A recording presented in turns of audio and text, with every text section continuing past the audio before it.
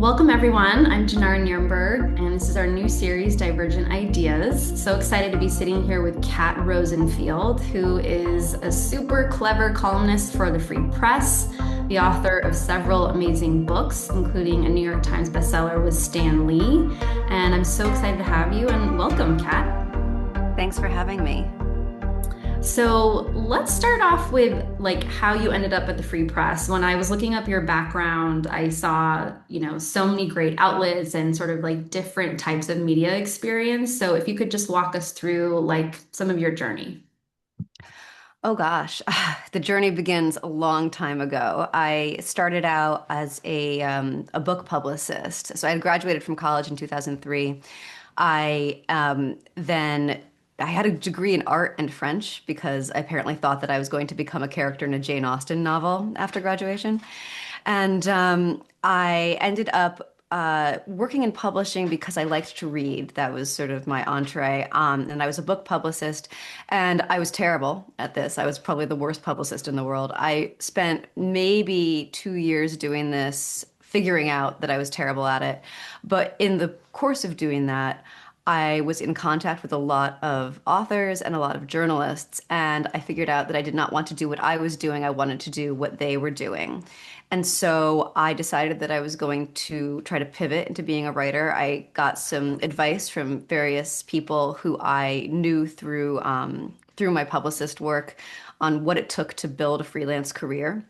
And then I just started basically taking work from anyone who would pay me, which initially meant writing a lot of press releases because that's where I was coming from. So I was sort of a freelance press kit creator. But then things that I wrote in that context would end up sometimes being reproduced verbatim in magazines. And then all of a sudden I had a clip. And this is, I mean, I'm dating myself here. We're talking about 2008. It was in sort of a different world at that time. But I had just enough experience at that point or credential or whatever to be able to position myself as a writer looking for work. And I basically, my only rule for myself was that I wouldn't do anything that didn't pay at all. So I had to get paid, but I was not picky about how much I got paid. My actual first journalism job was as a blogger at an MTV vertical called Hollywood Crush, which was all about young Hollywood news and gossip, which is to say, it was 2009.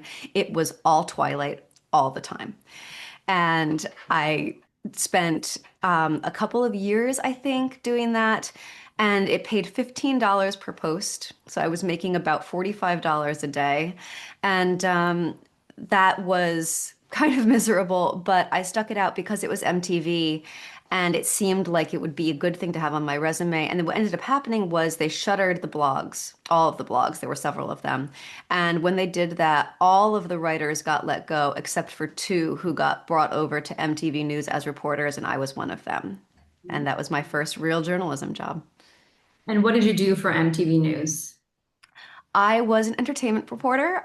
So we did at that point a lot of news aggregating, a lot of sort of reproducing of press releases, but I also did get to start in that context, writing the occasional culture essay, doing a deep dive analysis of a scene or a moment or an oeuvre that was interesting to me. And I also did the occasional celebrity interview. I got to interview Rose McGowan, sort of early on in her pivot in her new journey to being a kind of an activist, and that was very exciting. And I also did a lot of TV recapping, which was kind of a big thing at that time because it was still the era of appointment TV, and so everybody was still watching the same shows. Wow. Yes. So many good memories. I grew up in San Francisco and like kind of had this very freewheeling, independent childhood. So there was a lot of like MTV in the mix. Mhm. Um, okay, so then you were doing reporting, but you ultimately transitioned to writing fiction. Can you tell me about that kind of transition and that straddle? Yeah, I actually was always doing both at the same time. So at the point at which I was trying to pivot into writing, also the economy just happened to implode at exactly the same moment. And so it was very difficult to find work. I spent a lot of time applying for jobs and hearing nothing back. And at that point, my husband told me that he knew I had a novel partially finished, like in a drawer, and that maybe I should just take the opportunity to finish it now because nobody was hiring and I had a lot of time on my hands. And so during the same year that I started blogging for MTV in this kind of one-off way, I still had a lot of free time. You know, 3 posts a day is not very much. I was also working on what turned out to be my first novel. So that book sold to a publisher in, I think, 2010, which was also the same time as I started writing more regularly for the MTV blogs, started doing some one-off work for magazines, and it was really interesting. Even at that time, I was able to discern that my fiction and my journalism were kind of in conversation with each other. When I got to work on something journalistically that I was really interested in, it was always that I was approaching the same questions that I did as a novelist, just from different angles. That's really interesting. Okay, so then fast forward, you start writing like slightly edgier columns, your platform grows. How did that all come about?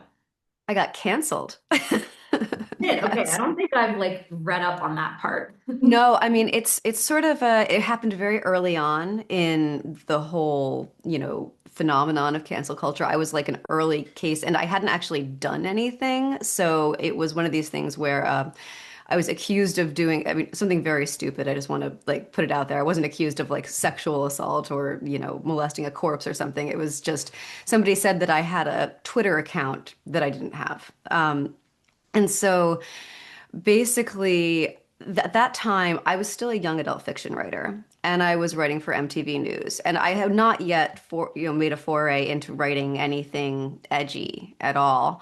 Um, in the young adult fiction world, a lot of the kind of cultural I don't know what we could call it wokeness, social justice, activism, whatever. That ideology really permeated young adult fiction writing way before it broke out into the mainstream, which is often the case when you have a kind of a moral panic. It's like it takes root surrounding content aimed at young people because it's very easy to invoke the specter in that moment of some child or vulnerable teenager being harmed by a bad book. And so at this point, it was all getting very politicized. And so the whole idea of like, we need to have the proper political messaging, we need to be writing books that adhere to progressive pieties.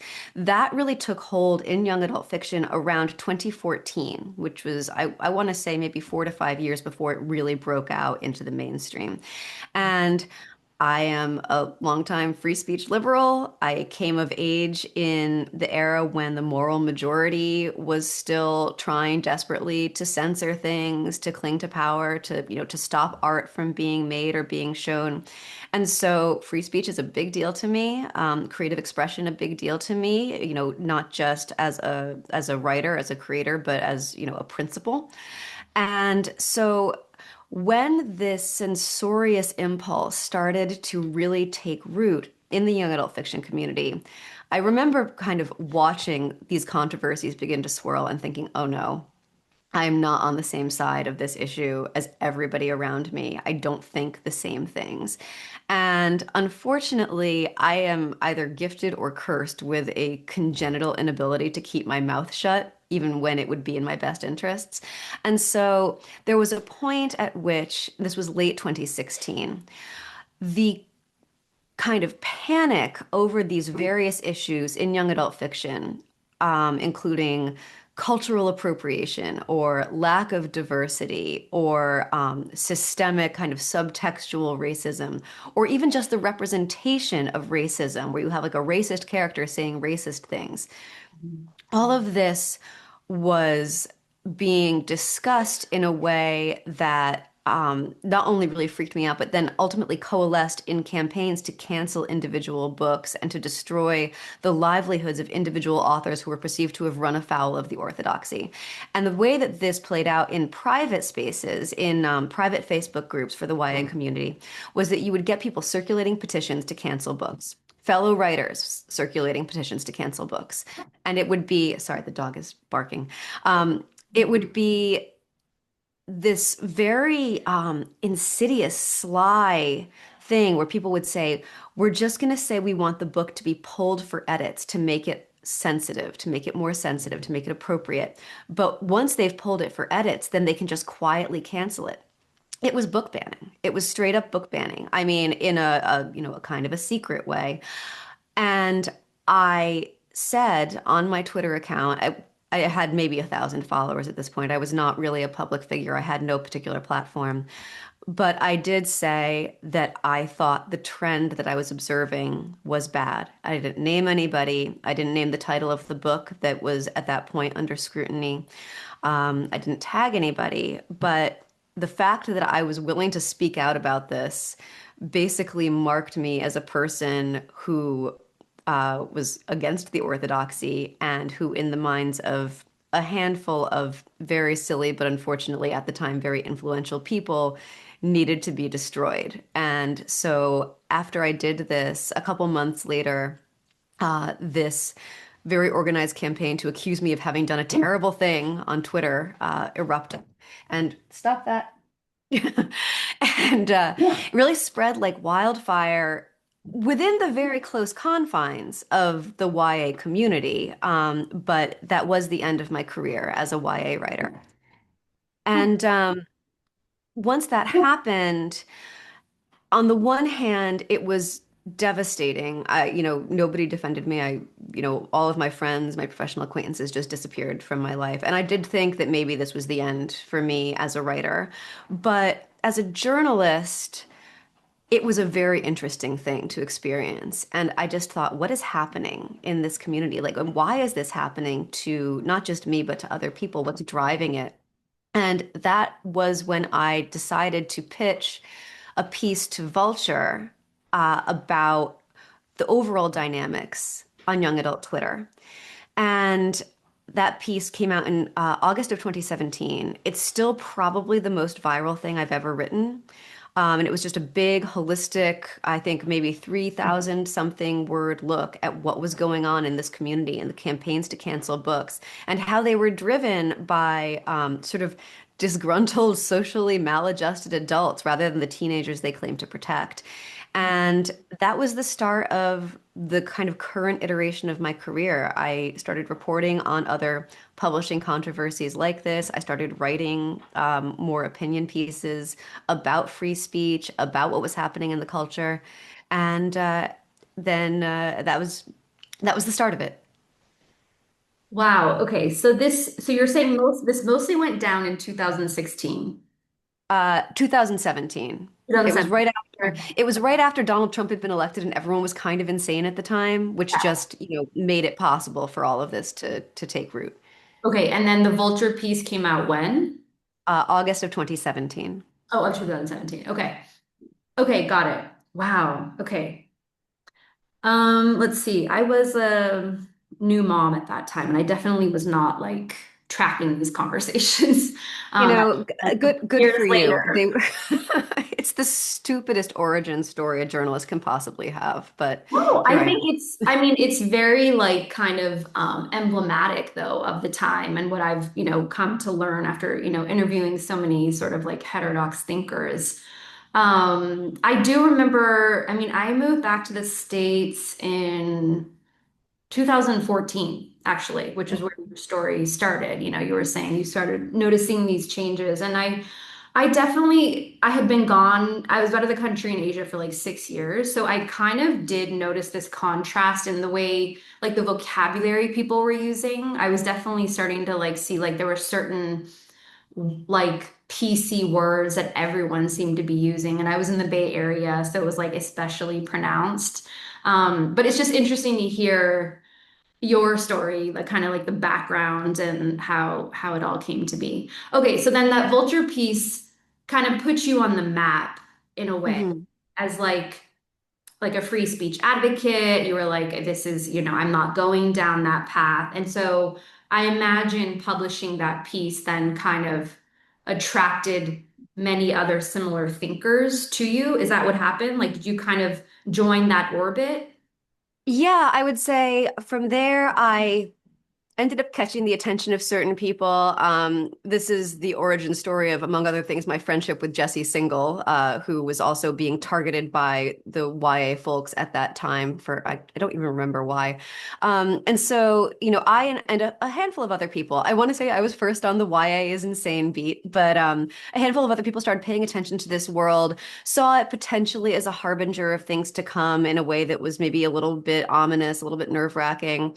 And I maintained a lot of optimism for a long time that it wasn't going to break out into the mainstream. And it was pretty devastating to find that that optimism was misplaced.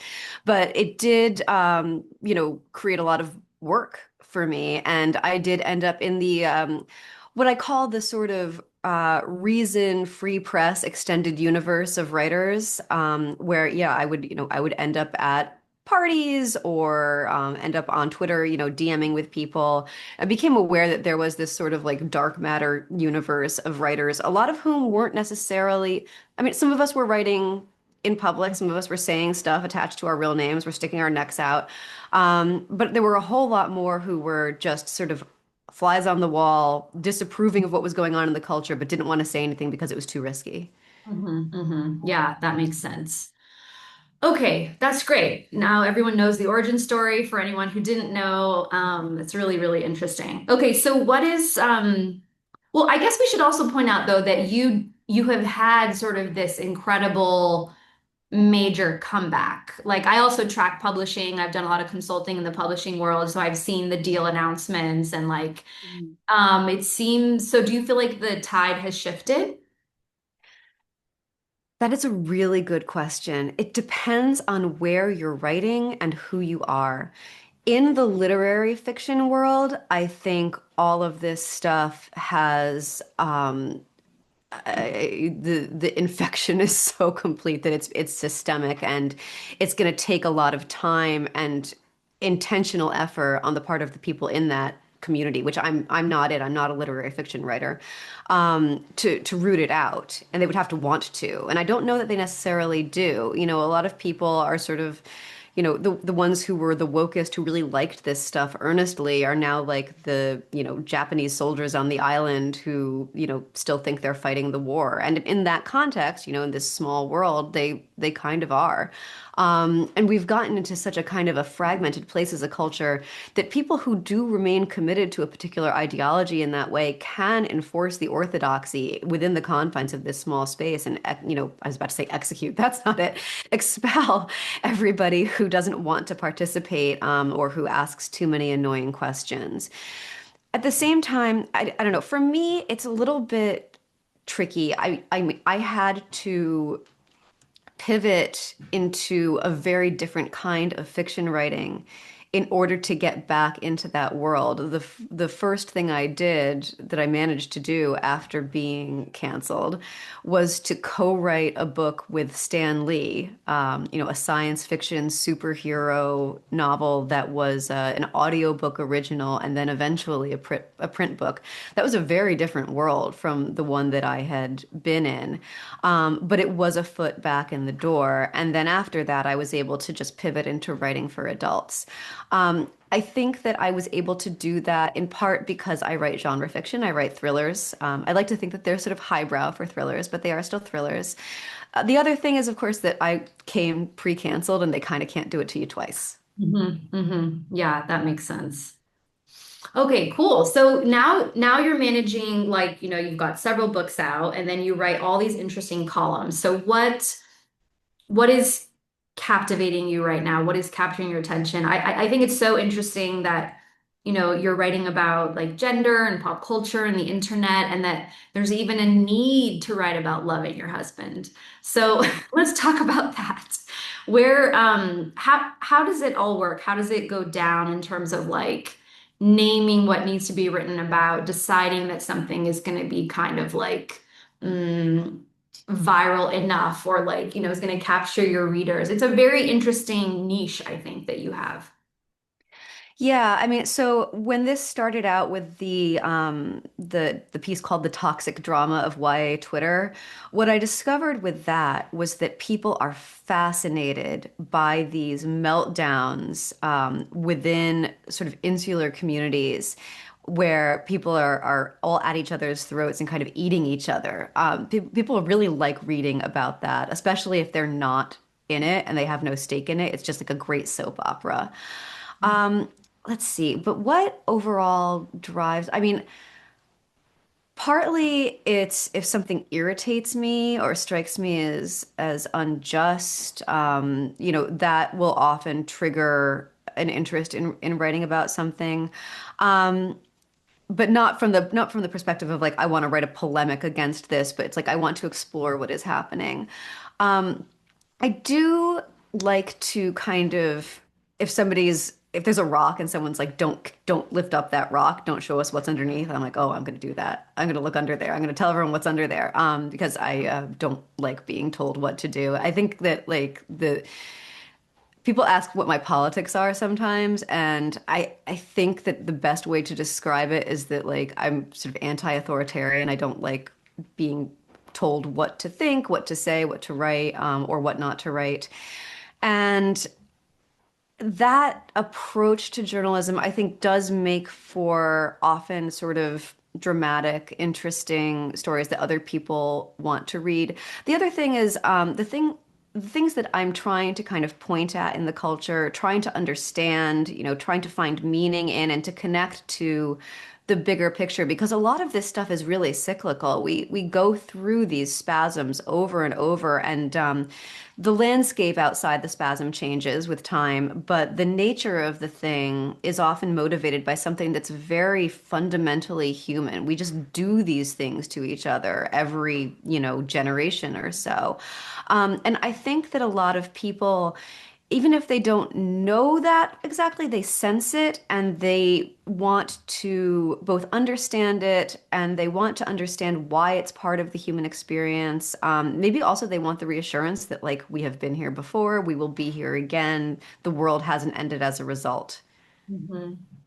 Yeah, it's really interesting hearing you describe it because I'm just thinking like a lot of this is just the nature of like group dynamics, what happens when people are in conflict.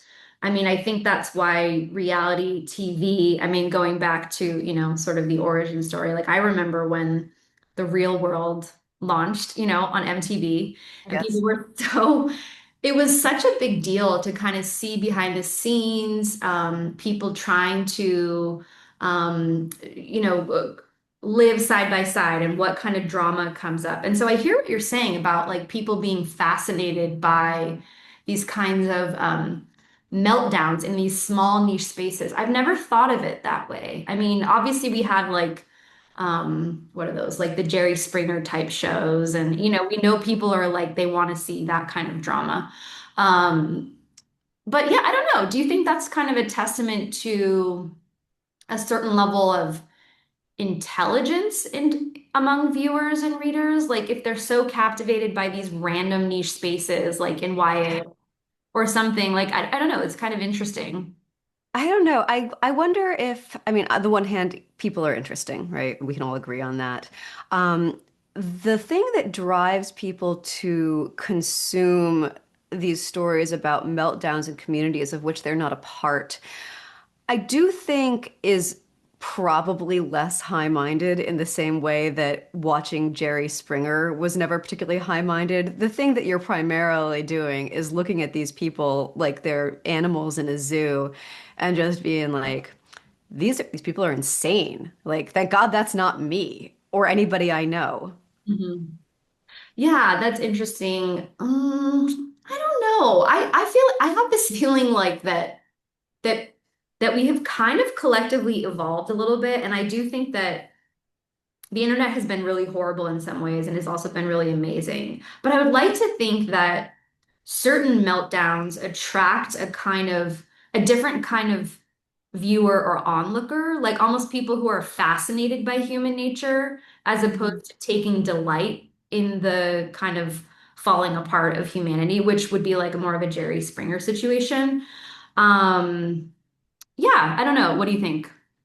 Well, it's an interesting thing that you're kind of articulating when I'm thinking about how it translates to the dynamics in the online world, where you have a lot of spectators, but you also have participants, and the line between the two is often very blurry. If you are on the site formerly known as Twitter and somebody's being dragged for having, there's a video of them doing something unseemly in public and everyone is piling on, and you watch the video and you amplify its view count, are you the audience or are you a participant? If you click like on it, are you an audience or are you a participant? If you retweet it, are you audience or are you participant? So there are all of these levels, and at each one, whether you like to think of it this way or not, you are helping to make sure that more people see this thing. You've become part of this phenomenon, this monster that's just getting bigger and bigger. I mean, one of the things that I always thought was very weird about these sort of cancellations where people would be getting dragged for having said something that was allegedly harmful and offensive was that the people participating, condemning the harm, were also amplifying it and making sure that many, many more people were exposed to it. Yeah, that's really interesting. I mean, you're making me think of one reason I kind of, got on this journey was a similar set of reasons, but it was so bizarre. In 2019, I organized this conference, and I was really interested in this concept of neurodiversity, and the way I understood this concept was much more literal, like neurological diversity. And I didn't take it as a synonym for like autism or ADHD like the mainstream does now. So I Mhm. organized this conference. We had people from like Sundance Film Institute, from like Harvard, Stanford, the On Being podcast. But these people actually behind the scenes, most of them were actually neurodivergent. And Mhm. it just wasn't like the main part of their identity, and it wasn't this huge public thing. But anyways, I got so intensely mobbed for this. It was really crazy. It was my first experience. I think it was some like prominent activist, and then tons and tons of people piled on and were like Mhm. hearting it and retweeting it, and some of them I knew. And so it was just like so shocking because it felt like people were just falling in line like zombies and robots. Like they weren't even thinking about what they were doing. Mhm. So I think, yeah, I agree that that kind of mob-like mentality is extremely lowbrow. I guess I do wonder if there's a different kind of fascination that comes about. Maybe the silent onlookers, who are just kind of like scanning Twitter, X for like what's happening in the kind of general zeitgeist and ethos and want to be kind of up to date about what people are thinking about. Like those are onlookers. I guess you could say they're contributing, but they're not retweeting it. They're not hearting it, but they're sort of like avid viewers, Mhm. you know? I don't know. It seems Yeah. a little different. Anyways, okay. So yeah, content wise. So now you're firmly in this space, you're writing columns.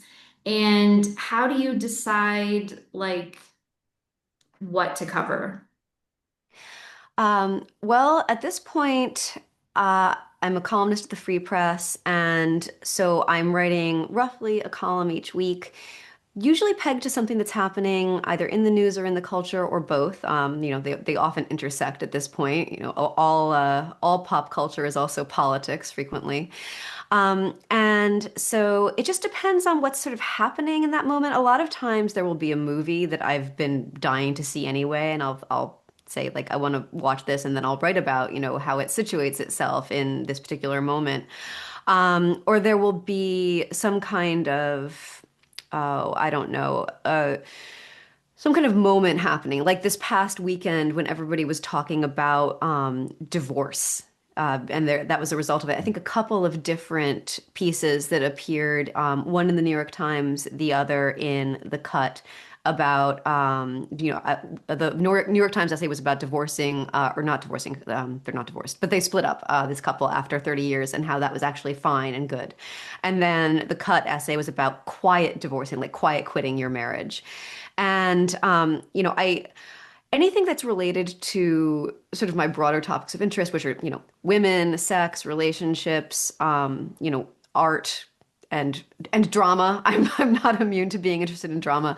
Often will spark something where I will think, okay, this is interesting, but what does it mean? What does it connect to?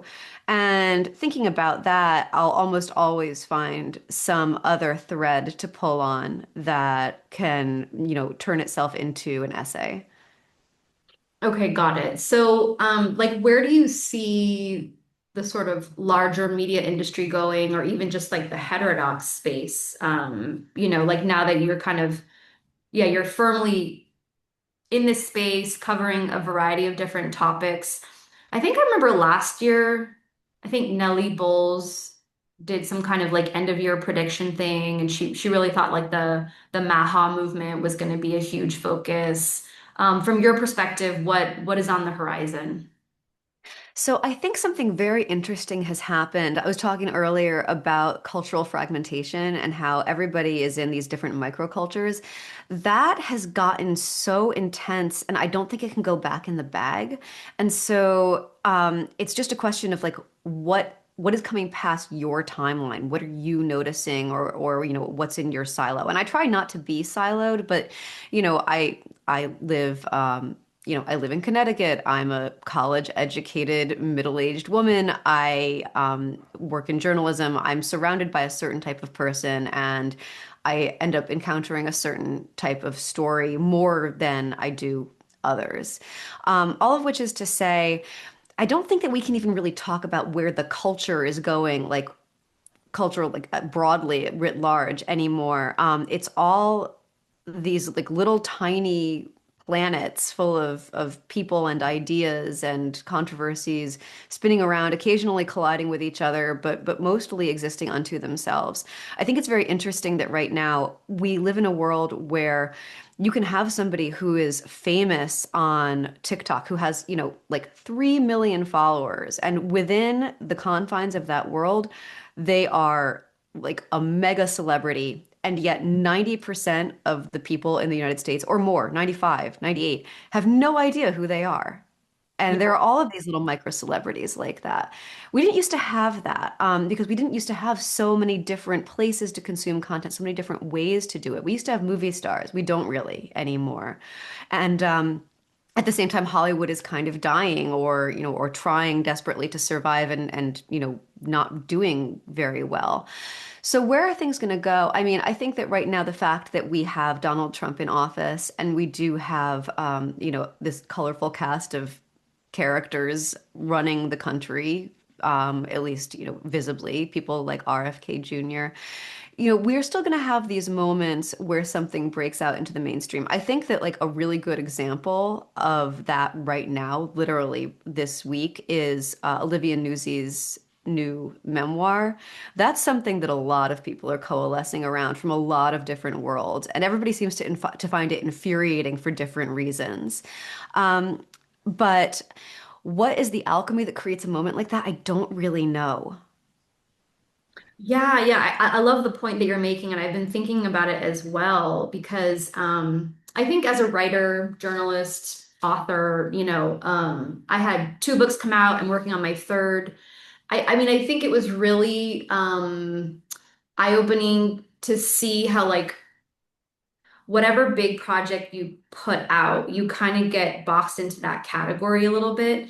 And from a marketing perspective, it's really tough to kind of get out of that. Like it's like whatever, I don't know, probably a lot of people deal with this, right? Like an actor who only does rom-coms or right, or like the Mhm.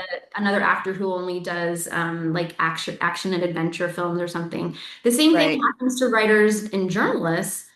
And I'm wondering, based on what you're saying, like, do you think the key is just like to cover as many domains as possible? Because I feel like there's so much pressure. You have to do the Twitter, you have to do the Substack, You most of the time have to like have a podcast or whatever. I don't know. It's kind of a weird time right now to like straddle multiple of these micro spaces, and some Mhm. people are you're doing it, right? You're doing the like heterodox thing, but you're also writing thrillers, which is like so interesting. Yeah, I don't know. I think it's possible. Yeah, I mean, I think, the better, the healthier way to think about what's happening in the media landscape, the cultural landscape right now, especially if you're making, oh God, I was about to say creating content, which is just like it's one of those phrases that makes my head burn. Um, but if you're a creator, if you're an artist, a musician, a writer, whatever it is, you can't spread yourself across everything. It's impossible. So it's like it's a buffet, and you've got to find the bits of it that are most appetizing to you and that you excel the most at.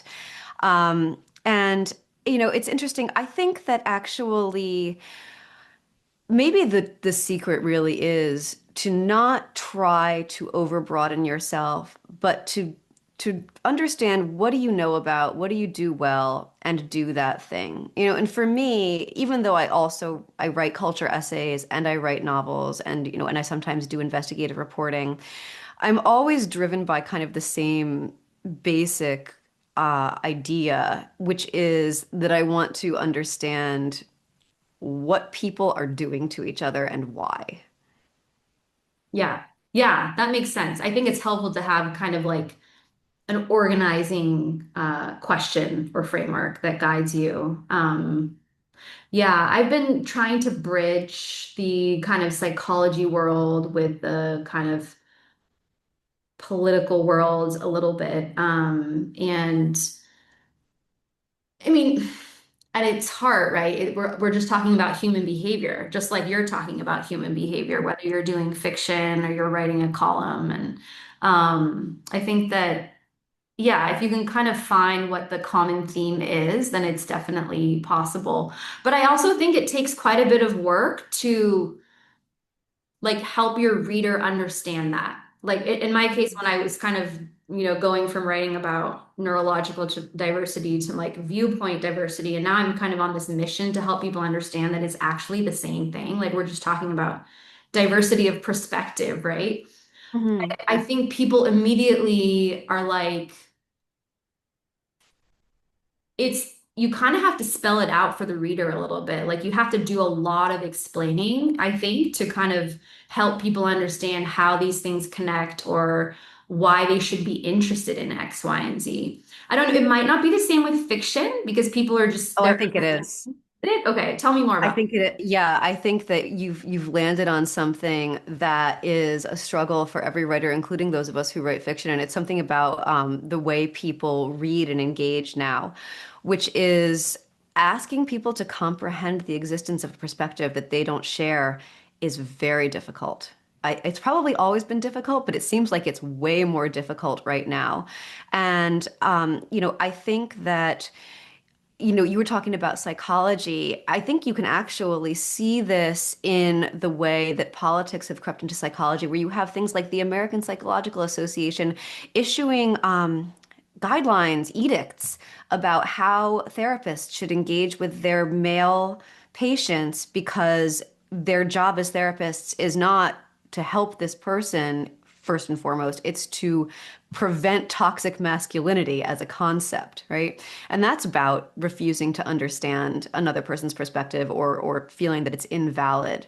Um, and similarly, something that I deal with a lot in fiction that I find incredibly frustrating, and I have to get over that because this is just how readers are now, is people do not like to be introduced to a character, to be introduced to the interiority of a character who doesn't think about things, and especially about politics, the same way that they do. that makes so much sense.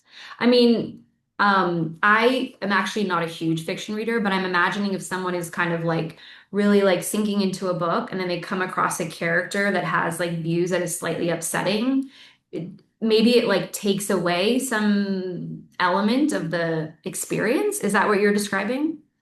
I mean, I think that they seem to think it does. It's an incredibly intellectually and frankly emotionally bankrupt way to read. I mean, it reflects such an impoverishment of the way that we engage with art that I find it genuinely upsetting.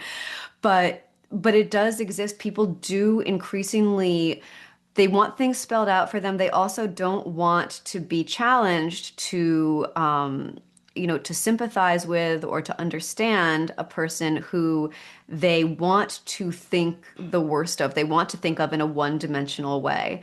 And you see this a lot with fiction that includes characters who would be coded in one way or another as having conservative or right-wing characters, personalities, views, whatever. And you're inside the mind of this person and you're being shown that they are a person. And people balk at that.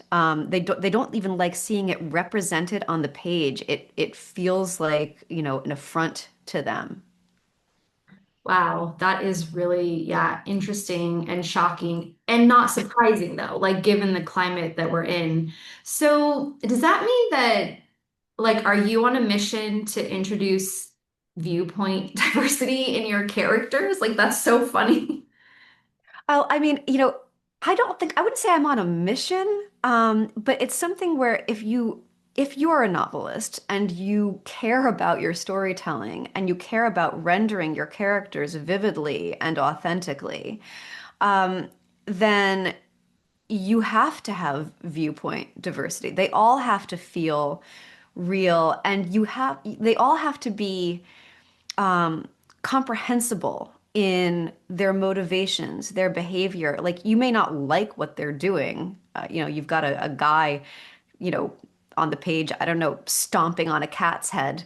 And that's horrible. But the reason he's doing it, is it just because, well, he's bad? No, there's something more going on there. There's something behind the badness.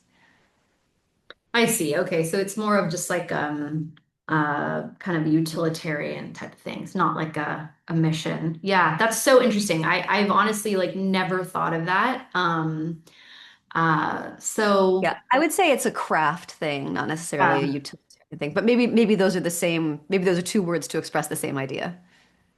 yeah, yeah, that makes sense. It's a craft. And then I think the same thing, I mean, I think about that constantly as, like a nonfiction author, and I'm chronicling like social science and when what are the studies saying. And, of course, it's important to be well-rounded and to cite different resources. Yeah, I think in my space, we definitely have a long way to go, as you know, just because people are always looking for work that supports their worldview, right? They want to feel reinforced, they want to feel safe, they want to feel a sense of certainty, no matter what side of the aisle they fall on. Um, yeah, yeah, it's really interesting. So then what do you make of then the different like micro communities and micro spaces that you were referring to? And you're saying how it's difficult to predict the path forward. Do you think that we're just going to continue to have kind of like micro experts like for this vertical and this lane, or like you mentioned, the TikTok creator? Do you think that that's just going to keep accelerating? I wonder if it's going to be a generational thing because, right now one of the biggest splits is where do you get your news? And where do you get your entertainment? The stuff that Gen Z gravitates toward when they want to, enjoy storytelling is very different from what, your boomer parents, I mean, I'm assuming your parents are boomers, mine are, what they're gravitating toward and so on and so forth. There's something interesting about how each generation engages with the narrative, which is not something that I've thought a lot about. So I don't necessarily want to, keep talking about this because I'm just going to get lost and say something stupid. But the one thing I will say is I think that the internet, we talk a lot about how, oh, we've been here before, we've experienced all this before. Like, yes, except we didn't have the internet back then. The internet really ruptured the way that we engage with each other, the milieu in which we engage with each other, how we conceive of other people. Once you're not face to face with somebody and they've been reduced to an avatar on your screen, um, even if you spend just part of your life engaging with other people in that mode, it bleeds out into the way that you then experience the world, even the embodied world. It changes the way you interact with the cashier at the register when you go to get your groceries. Even if you do still go through that register, maybe you're doing self-checkout because like you've become kind of reflexively freaked out about interacting with people face to face. So this all has ripple effects. And I think that one of the interesting things that kind of remains to be seen, but I'm hopeful about it, is that I think Gen Z is becoming more interested in reintroducing real life and embodied experiences and and getting offline and putting down the phone, so that the way that people engage with each other, like face to face, becomes a priority. And we've had this weird blip, just in terms of how that affects the culture and the storytelling, especially fiction, where, for a while now, every movie has been trying to find a way to reckon with the fact that people communicate more like over text message than they do face to face. And it's making all of the storytelling really weird. There are innovative ways to do it, but it's changed it. It's made it strange. And I think it's possible that what we'll see moving forward is that this was like a blip rather than a permanent shift, because what people are kind of aching for is a return to the things that really resonated, with our primary existence, which like it or not, we experience from within our bodies. Yeah, yeah, definitely. I agree. Yeah, although like I do have a lot of concerns about Gen Z. I mean, they're just the whole Gen Z stare thing. I was just gonna write something about this, but also like the not responding to emails thing. Like, I don't know if there's such a fear of communication. I don't know what is going to happen in terms of how to build these like kind of offline communities. Like, there just seems to be this overall fear of communication, like, or just confronting any kind of dissonance or something. Because when you're always behind a screen, you don't really have to do that, right? And you don't have to deal with awkwardness, and the real embodied physical life presents a lot of awkwardness. And so, yeah, I don't know. It's just something I've been thinking about as well. Yeah, Um, I worry about that too. I think that the best among them, the best Gen Zs, are cognizant of how they've begun to atrophy in that way and are actively working against it. But they're not, I wish there were more of them for sure. Yeah, yeah, yeah, I know what you mean. Yeah, there's definitely a few that stand out, or like, people that I follow on X and I'm like, okay, good, somebody's thinking about this in the younger generations. Okay, well, I feel like we have to address the, gender stuff. And I know this was already like addressed, what was it, like a month ago, but I did put this in the event listing. So I do want to hear your thoughts on the whole like feminization of academia thing. I think it's such a fascinating discussion. And I think people shy away from it because we're using the word feminization, but I feel like we kind of know what we're talking about. So how are you like confronting this?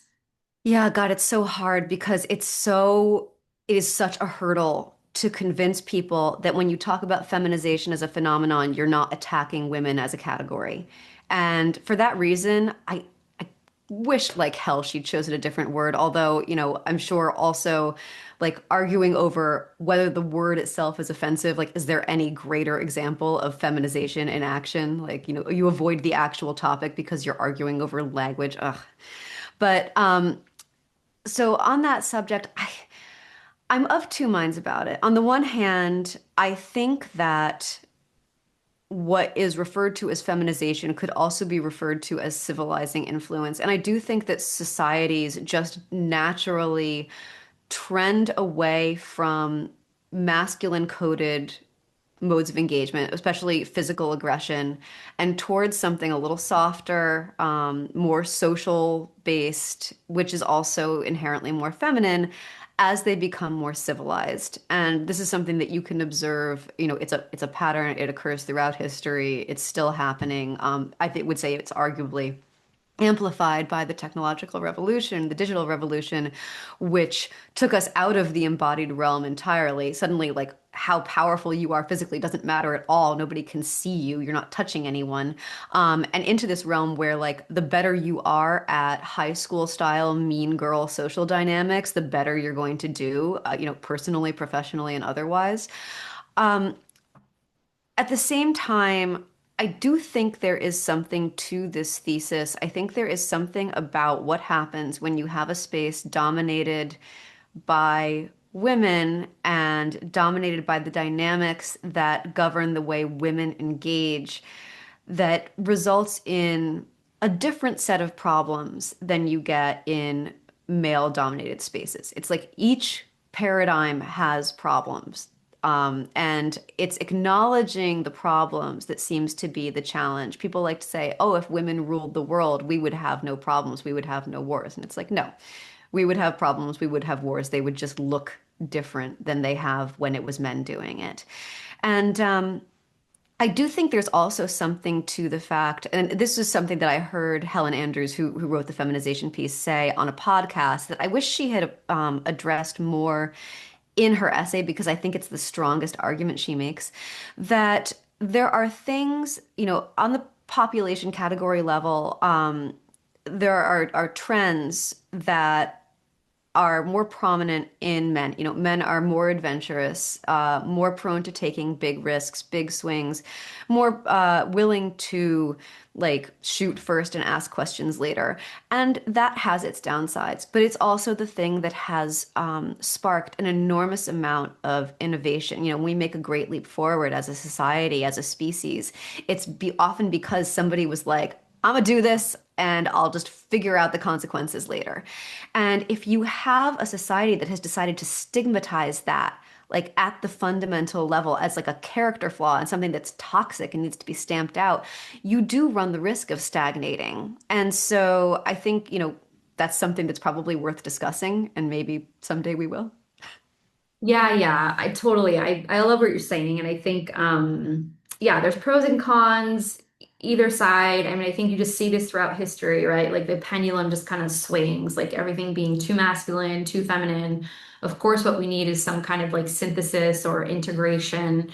From my perspective, I mean, coming from again more of the psychology world, and I'm sure you've watched like wellness spaces really closely, like on Instagram, and I try not to, but yeah. yeah, I mean, you can't really help it, right? It's but I think like there's been such an emphasis on women being soft and courteous and respectful and kind of like a people-pleasing energy, right? And I think that from my view, I think that more people of all, men and women need more training in how to like engage with conflict and just like be okay with it and feel okay in your body. And that it's not something to shy away from. I think that is what would get us to that place. It's the same reason why we have cancel culture, right? And it's the same reason why there's just like why people have such a hard time hearing viewpoints that they disagree with, and why it feels so challenging. And I tend to draw parallels to the interpersonal, right? We're seeing this on this huge political and societal level, and of course, it's all over the internet. But interpersonally too, I think people are really learning about how to have healthy conflict with your partner and what it takes to make a long-term marriage last. And I think there's sort of a paradigm shift there in how we think of conflict and how we talk about it. I feel like that's the right route to go. I interviewed your colleague Peter Savodnik the other day, and Mhm. it's a great interview. Everyone should listen. And I really appreciated the way he put it, because he referred to this as the kind of kindergarten teacher energy.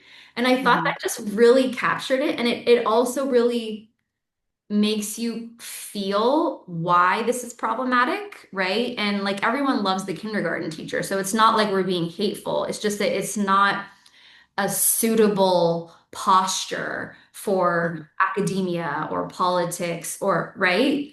Um, Right. yeah. Yeah. When I was, so two things about this. One, I think is, it's important to note that like we live in this world right now where, um, you know, we're at the tail end of this decades-long project to stigmatize the ways that men prefer to engage with each other and to promote at the systemic level, even to like bureaucratize and install via rules that everybody has to follow, a paradigm that is closer to the way that women prefer to operate. The example that I give when I write about this is a woman who's in a male-dominated industry who doesn't like the pinup calendar on her boss's desk can sue him for creating a hostile work environment, and she will win and she will be applauded. She will be supported society-wide. You go, girl. If a man doesn't like the male tears mug on his boss's desk, on his female boss's desk in the female dominated industry when he works, he can go cry about it, probably into the mug while everybody laughs. So there's that. And the other thing is, just returning to the sort of intersection of cultural commentary with writing murder novels. Something I think is interesting and makes a good microcosm for, the phenomenon that we're talking about. When men commit murder, they do it with a weapon, they do it face to face, they punch somebody, they shoot somebody, they strangle somebody. When women commit murder, almost all the time, or the vast majority of the time, they poison people. Interesting. Wow. Okay. Random facts that, yes, that, no, of course. So, what do you think that says? I think it says something about what you were talking about conflict. How do we choose to engage in conflict? The thing that makes it appealing to the character trait, or whatever it is inside of you that makes it appealing to resolve your conflicts by getting in someone's face, maybe throwing a fist at them, is a very, very different animal from the thing that makes you want to resolve your conflicts by putting arsenic in somebody's food. Yeah, yeah, that's a great point. Yeah, it's funny because to me too, the thought I'm having is, I cover this like neurodiversity space, and there's a real appreciation of being direct and like forthright communication. And so I have wondered too if there's a really nice and interesting intersection there too between kind of like neurodivergent space and the heterodox space. And I know like some people have kind of alluded to it. I tried to kind of bring that to light in this last book that I wrote. Um, but I don't know, I think it kind of says something about the strength of some of our population, that there are really people who don't shy away from this, and are Mhm. comfortable and appreciate this and prefer this. And yeah, I don't know. Like it's like I know that there's always like jokes in the heterodox space, like, oh, like we're all autistic, and but there's like some truth to that, right? There's some truth. I always hear this term floating around of like having an allergy to hypocrisy, even what you're describing, like you just like you have to say it, you need to look under that rock. And yeah, it's interesting. Yeah, I think that what you're talking about is definitely something real. And it makes me think I've seen this argument made before by somebody else who did it more eloquently than me, so I'm going to probably botch it a little bit. But the idea that people who were willing to go against the grain, because they were autistic or because they were just weird or, whatever it was, whatever you want to call it, have always served a very valid function within society. We actually do need people who are willing to question what everybody's doing when groupthink consumes a population and they start doing things that are ultimately, if left unchecked, going to lead to their own destruction. You have people who are like, yeah, let's all eat that thing. And then you've got one guy saying, wait, what if it's poisonous? And, that's not a popular thing to say. The thing tastes good, it looks good. But, if he is insistent enough and the thing does turn out to be poisonous, well, then you've saved a lot of lives.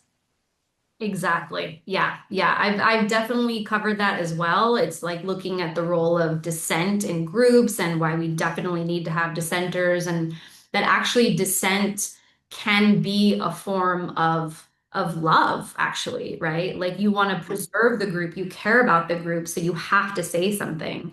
Unfortunately, in our current climate, a lot of those people become outcasts, but I think the more awareness we have about the value of dissent, the more that we can or like the less we can stigmatize. And definitely outlets like the Free Press, I think, support that. So yeah, I think we'll end there unless there's any notes that you want to add. This is such a thrilling discussion. And yeah, thank you so much for being here. It was such a pleasure to chat with you. Thanks for having me.